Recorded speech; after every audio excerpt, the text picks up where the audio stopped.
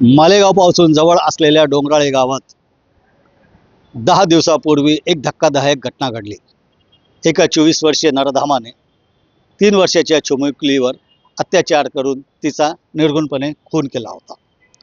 जेव्हा ही घटना उघडकीस आली तेव्हा मालेगावसह नाशिक जिल्ह्यात संतापाची लाट उसळली. आरोपीने त्या मुलीला चॉकलेटचा बहाणा देऊन घेऊन गेला आणि तिच्यावर अत्याचार केले आणि दगडाने ठेचून त्याचा खून केला. या घटनेचे पडसाद जागोजागी उमटायला लागले.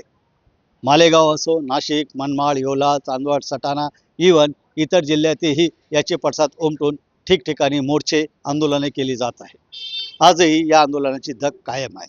रोज कुठे ना कुठे कॅन्डल मार्च काढला जातोय, कुठे रस्ता रोको केला जात आहे, तर कुठे बंद पुकारले जात आहे. या घटनेमुळे नागरिक इतके प्रचंड संतापलेले आहे का त्या आरोपीला तातडीने फाशी द्यावी, भर चौकात फाशी द्यावी, कोणी म्हणतो त्याचा एन्काउंटर करण्यात यावा, अशी मागणी केली जात आहे. आजही मालेगावात त्याचे पडसाद उमटले.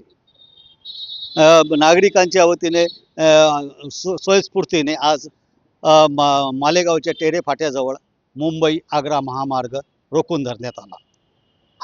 हे आंदोलन जे आहे मंत्री दादा भुसे यांचे चिरंजीव आविष्कार भुसे यांच्या नेतृत्वाखाली करण्यात आले. ते स्वतः या आंदोलनात सहभागी झाले होते. शिवसेनेचे कार्यकर्ते मोठ्या संख्येने सहभागी झाले होते. तुफान घोषणाबाजी करण्यात आली. आरोपीला फाशी द्या, तातडीने फाशी द्या, त्याचा एन्काउंटर करा, अशी घोषणाबाजी विद्यार्थ्यांपासून तर नागरिकापर्यंत केली जात आहे. जवळपास 1.5 तास हे आंदोलन सुरू होते. त्याच्यामुळे मुंबई आग्रा महामार्गावर 7 ते 8 किमीपर्यंत वाहनांचे रांगा लागल्या होत्या. त्याच्यामुळे वाहतूक ठप्प झाली होती. वाहतूक ठप्प झाल्यामुळे एस टी ज्या वाहतुकीत बस अडकलेली होती, खाजगी वाहने होती, त्यांचे प्रचंड हाल झाले. पोलिसांनी वाहतुकीची कोंडी झाल्यामुळे पोलिसांनी आंदोलकांना महामार्ग मोकळा करण्याची विनंती केली आणि अप्पर पोलीस अधीक्षक तेजवीर सिंग संधू यांनी घटनाक्रम सांगितला आहे का या खटल्यात त्या पोलिसांची काय भूमिका आहे, त्यांनी कसं पुरावे गोळे केलेले, आरोपीला तात्काळ अटक केली, त्याचे पुरावे गोळे केले आणि आता ते फायनल स्टेजवर आलेलं आहे. हा खटला फास्ट ट्रॅक कोर्टात चालणार असल्याचेही सांगण्यात येत आहे. त्याच्यासाठी ॲडव्होकेट उज्ज्वल निकम किंवा इतर जे तज्ज्ञ वकील आहेत त्यांची नेमणूक केली जाणार आहे. मात्र जमाव काही ऐकायला तयार नव्हता.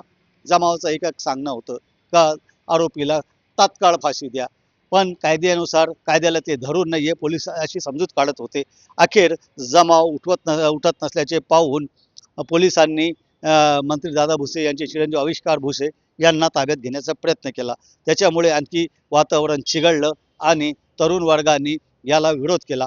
मात्र जोपर्यंत आविष्कार भुसे रस्त्यावरून उठत नाही तोपर्यंत कदाचित हे आंदोलन समाप्त होणार नाही, अशी जाणीव झाल्यानंतर पोलिसांनी आविष्कार भुसे यांना ताब्यात घेऊन त्यांना कॅम्प पोलीस स्टेशनात आणले आणि त्यांच्यावर तिथे गुन्हा दाखल करण्यात आलेला आहे.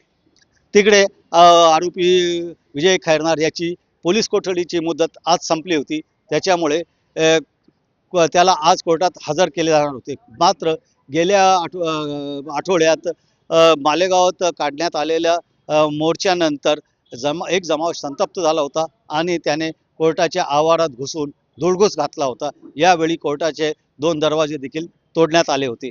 त्याच्यामुळे आज पुन्हा असा गोंधळ होऊ नये किंवा कायदा सुव्यवस्थेचा प्रश्न निर्माण होऊ नये यासाठी पोलिसांनी खबरदारीचा उपाय म्हणून आरोपीला कोर्टात व्हीसीद्वारे उपस्थित केले.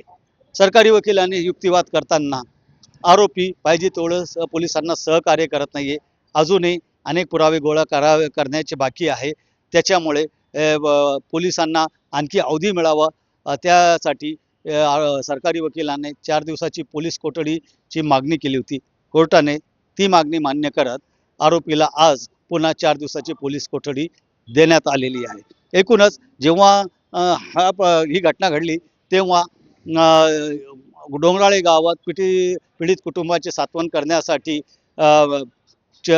भाजप नेते चित्रा वाघ, रुपाली चाकणकर, मंत्री गिरीश महाजन, मंत्री दादा भुसे, मनोज जरांगे पाटील, करुणा मुंडे, मंत्री नरहरी झिरवळ, आमदार सुहास कांदे यांच्या पत्नी अंजुम कांदे यांच्यासह अनेक नेत्यांनी डोंगराळेला जाऊन पीडित कुटुंबाची भेट घेऊन त्यांचे सांत्वनही केले आहे.